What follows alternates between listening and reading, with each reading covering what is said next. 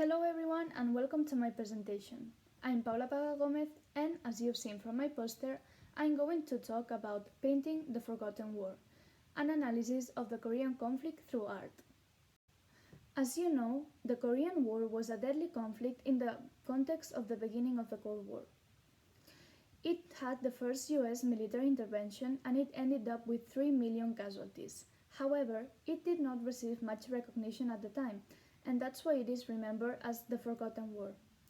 I believe this conflict is crucial to understand the theoretical framework of the second half of the 20th century.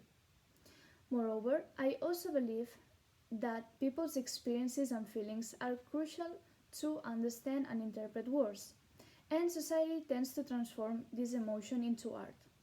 That's why I decided to take this approach for my research project.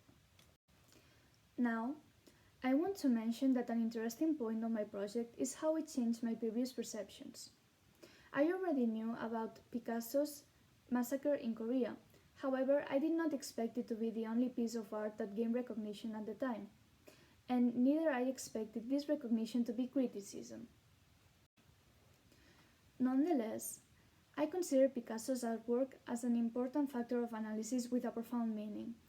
In the composition, we can see similarities with Goya's 3rd of May and Manet's execution of Emperor Maximilian.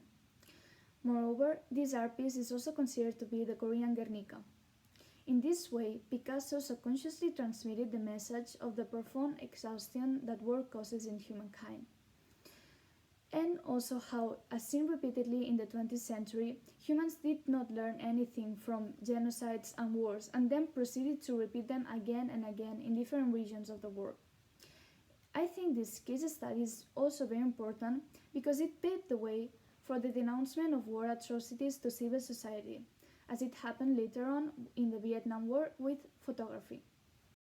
So, talking about photography, this was also a very important development for South Korean art, hand in hand with Dan Se-kwa and Min Jung. One of the most iconic modern South Korean photographies is Looking for Work from Im Eun-sik. This photograph was taken in 1953, after the end of the war, when the country was left with no resources and had to fight for establishing itself as a recognized modern state. In the other hand, we've got North Korea, which has been one of the obstacles for conducting this research due to the difficulty in finding information. I was able to find these two books, which I highly recommend and which can be found in the bibliography, but this difficulty is something to take into account for future research. Coming back to North Korean art, they really like realism, but not much through photography. An example of this can be seen in the portraits of leaders Kim Il-sung, Kim Jong-il, and Kim Jong-un, which follow the examples of those of Joseph Stalin and Mao Zedong.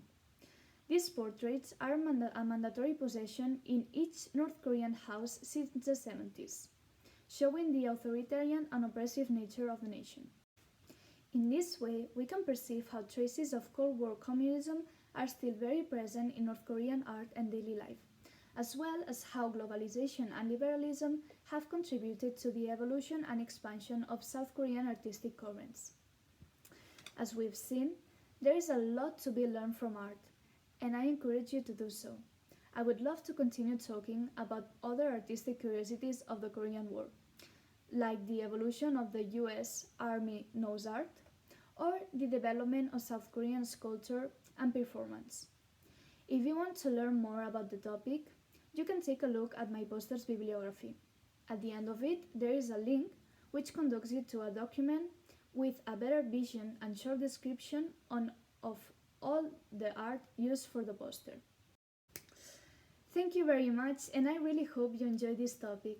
Please continue discovering and enjoying art, and don't let the Korean War be forgotten.